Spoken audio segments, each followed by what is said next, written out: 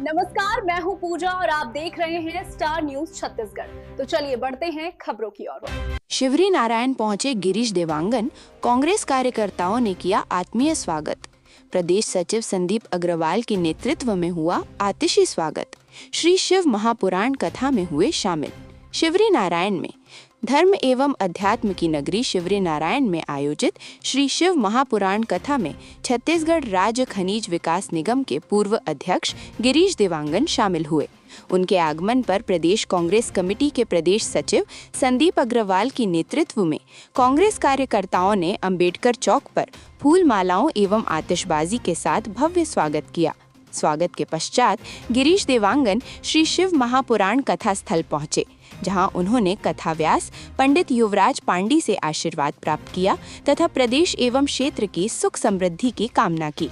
इस दौरान उन्होंने धार्मिक आयोजन की सराहना करते हुए कहा कि ऐसे आयोजन समाज में आध्यात्मिक चेतना, सांस्कृतिक मूल्यों और सामाजिक समरसता को मजबूत करने का कार्य करते हैं।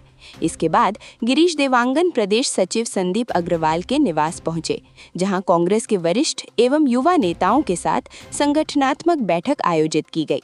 बैठक में पार्टी की रीति नीति, संगठन की मजबूती, जनहित के मुद्दों तथा आगामी कार्यक्रमों को लेकर विस्तार से चर्चा की गई। साथ ही बूथ स्तर तक संगठन को सशक्त बनाने और कार्यकर्ताओं की सक्रिय भागीदारी सुनिश्चित करने पर विशेष जोर दिया गया। अंबेडकर चौक में आयोजित स्वागत कार्यक्रम के दौरान बड़ी संख्या में कांग्रेस कार्यकर्ता एवं स्थानीय नागरिक उपस्थित रहे। पूरे आयोजन में कार्यकर्ताओं ने उत्साह के साथ गिरीश देवांगन का स्वागत किया और संगठन को मजबूत बनाने का संकल्प दोहराया। इस अवसर पर प्रदेश सचिव संदीप अग्रवाल ने कहा कि गिरीश देवांगन का शिवरी नारायण आगमन कार्यकर्ताओं के लिए प्रेरणादायी है।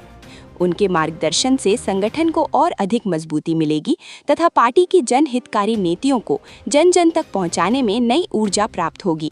धार्मिक आयोजन और संगठनात्मक बैठक के माध्यम से शिवरी नारायण में आध्यात्मिक आस्था एवं संगठनात्मक सक्रियता का सुंदर समन्वय देखने को मिला, जो क्षेत्र में चर्चा का विषय बना रहा। इस दौरान शिवरी नारायण, राहोद, नवागढ़, पामगढ़ ब्लॉक के कांग्रेस पदाधिकारी एवं कार्यकर्ता सैकड़ों की संख्या में उपस्थित थे। स्टार न्यूज छत्तीसगढ़ के लिए अटल कश्यप की रिपोर्ट। देखिए, राष्ट्रीय कथावाचक और छत्तीसगढ़ के गौरव पंडित युवराज पांडे जिस प्रकार से एक प्रकार से कथावाचक तो है ही, साथ ही साथ आप देखिएगा कि छत्तीसगढ़ की रीति रिवाज, संस्कृति, यहाँ के देवी देवता, खान पान, यहाँ के राजगीत, यहाँ के रहन सहन, यहाँ के आचार विचार, सबको अपने कथा वाचन के जरिए आम जनों के बीच प्रचारित प्रसारित करते हैं, जिससे छत्तीसगढ़ियों को एक अलग पहचान मिलती है। तो हम लोग कोशिश ये करते हैं, यहाँ के सरवानी परिवार के द्वारा शिव महापुराण का आज से प्रारंभ हुआ है। इसमें हम सब उपस्थित हुए, सभी साथियों के साथ यहाँ हम सब शामिल हुए और स्वागत भी किए और महाराज जी का आशीर्वाद लिया। ठीक प्रश्न है क्या है, देखिए पूरे प्रदेश में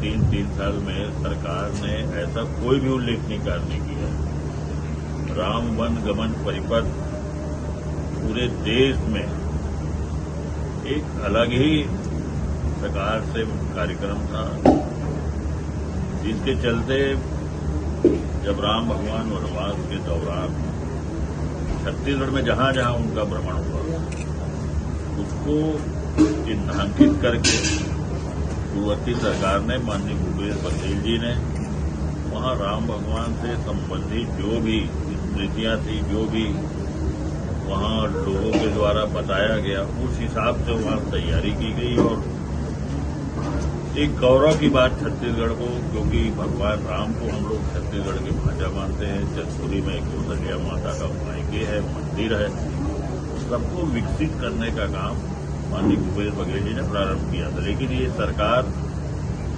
केवल और केवल महतारी वंदन देकर, और एक तरफ जहां 1000 रुपया महतारी वंदन दे रहे हैं, वहीं 4 से 5 हजार रुपया महीना हर परिवार से निकालने का काम कर रहे हैं। सरकार ने कोई उल्लेखनीय काम नहीं किया है।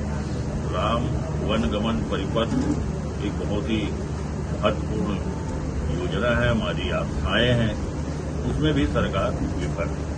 लगातार जनता के मुद्दों को लेकर सड़क की लड़ाई, सदन की लड़ाई, विधानसभा में भी प्रमुखता से ये सब मुद्दे उठ रहे हैं, चाहे खाद का संकट हो, चाहे बिजली का संकट हो, चाहे डीजल पेट्रोल की बढ़ती हुई कीमतें हो, चाहे रसोई गैस की कीमतें हों।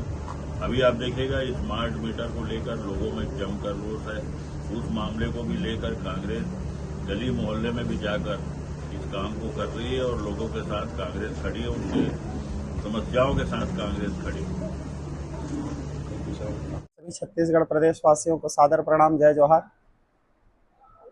जगन्नाथ जी के अहेतुकी कृपा से शिवरी नारायण के पुण्यमय भूमि में, चूंकि शिवरी नारायण कल के कथा में मैंने कहा भी था, आप लोग सुने होंगे, शिवरी नारायण का ये जो भूमि है कोई साधारण स्थान नहीं है, पवित्र भूमि है, देव भूमि है और ये पवित्र तीर्थ स्थल है।